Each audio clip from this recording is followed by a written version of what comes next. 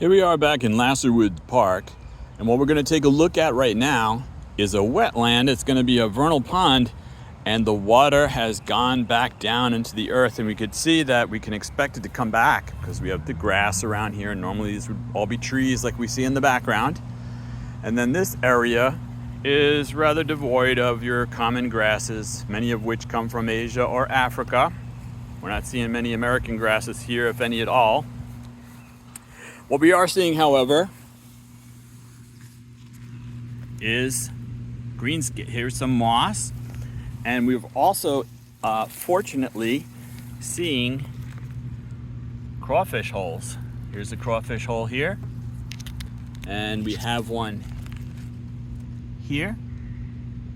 So normally this land would probably be underwater all the time, but because it's out in this open park, it gets a chance to dry up considerably. Still, it's a good example for us for our vernal pond, because now the vernal pond is off and it's gone. And we have another evidence of crawfish, crayfish. And there are many different types of crayfish in the state of Michigan. Some of them grow large. In fact, many of them are of commercial size. Now here we have, but they have not been yet used for that. And we have water still on the surface. And there's some just under my feet. And the water is clean, it's clear. It's still moving through the system. And here we have an area where there used to be a tree. It was cut down and they've left it like that, thank goodness. There's some wood there, so we've got some cover for different types of insects and perhaps even some amphibians that are living in there. And this would be a great place for a frog to come eat at night, as long as we don't put the chemicals down, the bug stuff. And it doesn't appear that they're really using that here. So what we're seeing right now is a very nice example of a vernal pond where the water is beginning to go back down underground.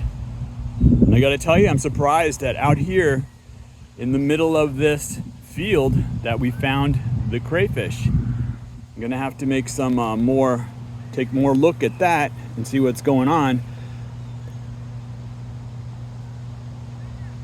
It's not common knowledge, or it's not discussed commonly, but there are still, here in North America, many different creatures which have not been what you would call recognized by science. People have lived here for tens of thousands of years, probably knew all about them, but they haven't been recorded since then, and there's no telling what's going on. We could find some new one here, or you could find one by your house. It could be an insect, it could be an amphibian, crustacean. I mean, look at that, crustacean. Here I am, here we are, in the middle of this gigantic field. Look at this field. Look at this. Oh my gosh. I hope I'm not going too fast and making you dizzy. But here we are in this large field. Buttercups, dandelions, variety of grasses, which I guess are getting naturalized. I mean, I grew up with them. I don't really care where they came from. And here we are with the water in the midst of all this. Quite amazing, quite wonderful. And again, the wonderful wetlands of Michigan, the wonderful wetlands of our earth. Thank you.